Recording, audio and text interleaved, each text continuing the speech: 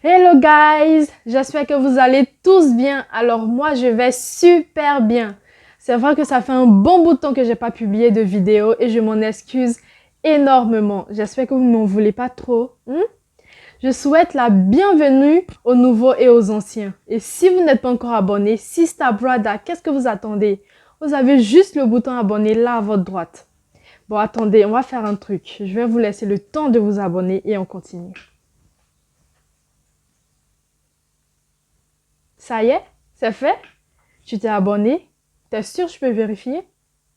Ok, c'est super. On peut continuer. Alors aujourd'hui, je vais vous montrer quelques méthodes pour réussir son entretien d'embauche. Oh oui, on parlera d'entretien d'embauche tout au long de cette vidéo parce que ce sujet me tient vraiment à cœur. J'ai vraiment envie de vous en parler parce que plusieurs personnes ne réussissent pas leur entretien d'embauche parce qu'ils se laissent intimider par le recruteur ou encore n'ont pas la bonne méthode pour répondre.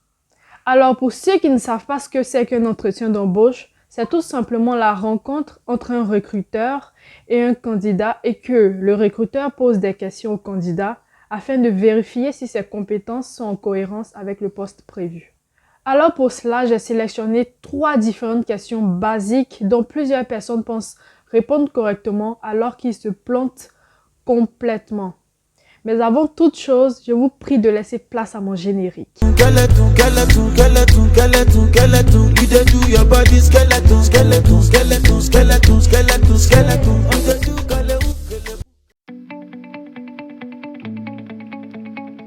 Alors la première question ou affirmation que le recruteur vous pose, c'est « Qui êtes-vous? Parlez-moi de vous » ou encore « Je vous écoute ».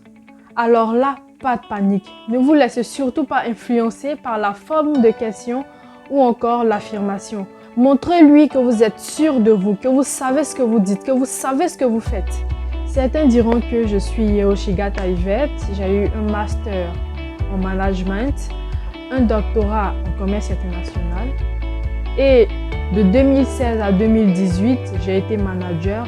De 2018 à 2019, j'ai travaillé dans une grande entreprise d'où j'ai rencontré le président et après cela, nous sommes allés en Chine pour travailler sur une grosse affaire. Alors là, vous faites une grosse erreur. Vous allez dans tous les sens et quand c'est comme ça, le recruteur ne vous suit plus et il s'ennuie. Alors, ce que vous devez dire, c'est « Je suis Yehoshigata Yvette, j'ai eu un master en management des affaires, ensuite un doctorat en commerce international. Et après ce cursus, j'ai travaillé pendant 3 ans dans une entreprise de chaussures en tant que manager. J'ai fait ensuite 5 ans en tant que directrice commerciale à l'entreprise Action Plus. Alors nous allons à présent parler des qualités et des défauts. Nous allons d'abord parler des qualités et ensuite parler des défauts. Par rapport aux qualités, si le poste c'est d'être manager, vous n'allez pas donner des qualités qui n'ont rien à voir avec le travail pour lequel vous êtes là. Disons, avec le poste pour lequel vous êtes là. Non. Vous devez donner des qualités qui ont un rapport, qui sont en cohérence avec le poste prévu. Certains diront que j'ai été Miss Monde cette année. J'ai été championne de boxe l'année dernière. Je sais me maquiller ou encore je sais marcher avec des hauts talons. Non, ça n'a absolument rien à voir avec le poste de manager.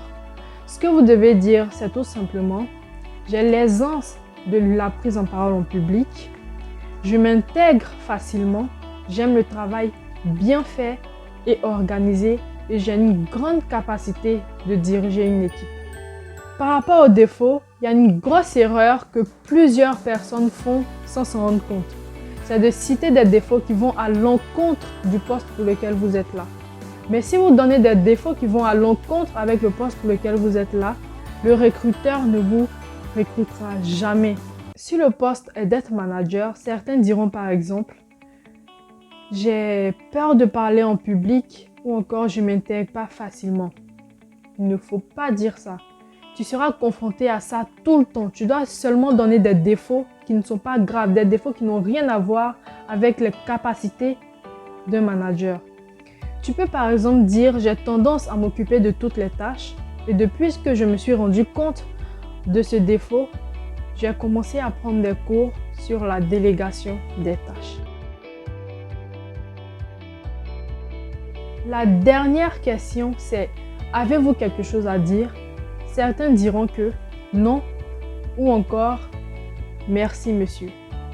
C'est une faute très grave. Il ne faut jamais dire non ou encore dire un simple merci. Il faut forcément faire une phrase. Je vais vous donner un exemple.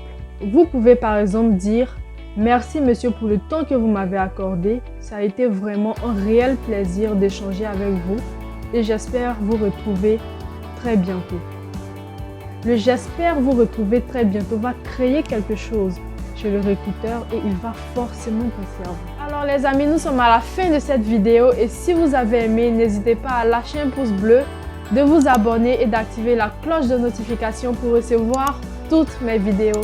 N'oubliez surtout pas de me dire en commentaire ce que vous en avez pensé, ça fait toujours plaisir. Sur ce, je vous dis à bientôt. Skeleton, you dey do your body skeleton, skeleton, skeleton, skeleton, skeleton, skeleton.